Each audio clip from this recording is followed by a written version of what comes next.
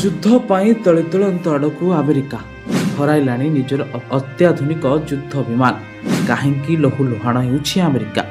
ମହାଶକ୍ତି ଆମେରିକାର ଅହଙ୍କାର ଉପରେ ଏବେ ସବୁଠାରୁ ବଡ଼ ପ୍ରହାର। ଯେଉଁ ଆମେରିକୀୟ ବାୟୁସେନା ସାରା ବିଶ୍ୱ ଆକାଶରେ ନିଜର ଏକଛତ୍ରବାଦୀ ଶାସନ ଚଳାଇବାକୁ ଦାବି କରେ, ସେହି ବାୟୁସେନା ଏବେ ଇରାନ ରଣକ୍ଷେତ୍ରରେ ଲହୁଲୁହାଣ ହୋଇଛି। ଆମେରିକା ଇତିହାସରେ ବୋଧହୁଏ ଆଧୁନିକ ଯୁଗରେ ଏତେ ବଡ଼ ସାମରିକ କ୍ଷତି କେବେ ହୋଇନଥିଲା। ଆମେରିକା କଂଗ୍ରେସର ନିଜସ୍ୱ ଗବେଷଣା ସଂସ୍ଥା କଂଗ୍ରେସନାଲ ରିସର୍ଚ୍ଚ ସର୍ଭିସ ବା CRSର ସାମ୍ନାକୁ ଆସିଥିବା ରିପୋର୍ଟ ସାରା ବିଶ୍ୱକୁ ଚମକାଇ ଦେଇଛି। ଇରାନ ବିପକ୍ଷରେ ଚାଲିଥିବା ଅପରେସନ ଏପ୍ରି ଫ୍ୟୁରିରେ ଆମେରିକା ଗୋଟିଏ କି ଦୁଇଟା ନୁହେଁ, ବରଂ ପୁରା 42ଟି ଅତ୍ୟାଧୁନିକ ଯୁଦ୍ଧ ବିମାନ ଏବଂ ହାଇଟେକ୍ ଡ୍ରୋନ୍ ହରାଇଛି। ଯେଉଁ ସାମରିକ ଯନ୍ତ୍ରପାତି ଗୁଡ଼ିକୁ ଆମେରିକା ନିଜର ସବୁଠାରୁ ବଡ଼ ଅସ୍ତ୍ର ବୋଲି ଭାବୁଥିଲା, ଏବେ ଇରାନରେ ଆକାଶରେ ଜଳିପୋଡ଼ି ତାହା ପାଉଁଶ ହୋଇଯାଇଛି। ପେଣ୍ଟାଗନ୍ରୁ ଲିକ୍ ହୋଇଥିବା ଏହି ରିପୋର୍ଟର ଡାଟା ଉପରେ ଯଦି ନଜର ପକାଇବା, ତେବେ କ୍ଷତିର ଚିତ୍ର ଅତ୍ୟନ୍ତ ଭୟାବହ। ଆମେରିକାର ସର୍ବବୃହତ୍ କ୍ଷତି ହୋଇଛି ତା'ର ଗୁପ୍ତଚର ଆକ୍ରମଣକାରୀ ଡ୍ରୋନ୍ ବାହିନୀରେ। ଶତ୍ରୁ ପକ୍ଷରେ ରାଡାରକୁ ଧୂଳି ଚଟାଇ ଆକ୍ରମଣ କରୁଥିବା 24ଟି ଶକ୍ତିଶାଳୀ MQ-2 ରିପର ଡ୍ରୋନ୍କୁ ଇରାନର ଏୟାର ଡିଫେନ୍ସ ସିଷ୍ଟମ ସମ୍ପୂର୍ଣ୍ଣ ମାଟିରେ ମିଶାଇ ଦେଇଛି।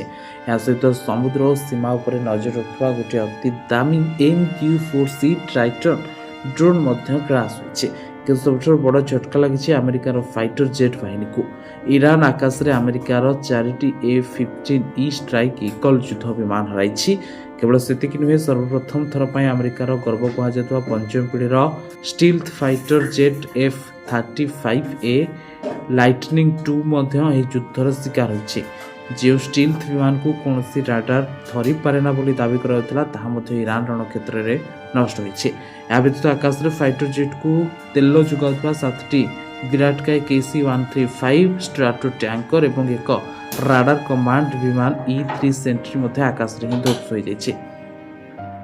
ମଧ୍ୟପ୍ରାଚ୍ୟରେ ଏବେ ଯଦିଓ ଅସ୍ତ୍ରବିରତି ଘୋଷଣା ହୋଇଛି, କିନ୍ତୁ ଆମେରିକା ବାୟୁସେନାର ଏହି ପରାଜୟ କାହାଣୀ ଇତିହାସ ପୃଷ୍ଠାରେ ଲିପିବଦ୍ଧ ହୋଇ ରହିଯିବ। ଇରାନର ବୈଦେଶିକ ମନ୍ତ୍ରୀ ଆବାସ ଆରାଗଚି ସୋସିଆଲ ମିଡ଼ିଆରେ ବର୍ବର ସହ ଘୋଷଣା କରିଛନ୍ତି ଯେ ସେମାନେ ଆମେରିକା ଅଜେୟ ପ୍ରତିଛବିକୁ ଆକାଶରେ ଧୂଳିସାତ କରିଦେଇଛନ୍ତି। 42 ବିମାନ ହରାଇବା ପରେ ଏବେ ପେଣ୍ଟାଗନ ଭିତରେ ଚାପ ବଢ଼ିବାରେ ଲାଗିଛି ଏବଂ ସାରା ବିଶ୍ୱରେ ଆମେରିକାର ସାମରିକ ରଣନୀତି ଉପରେ ଏକ ବଡ଼ ପ୍ରଶ୍ନବାଚୀ ସୃଷ୍ଟି ହୋଇଛି।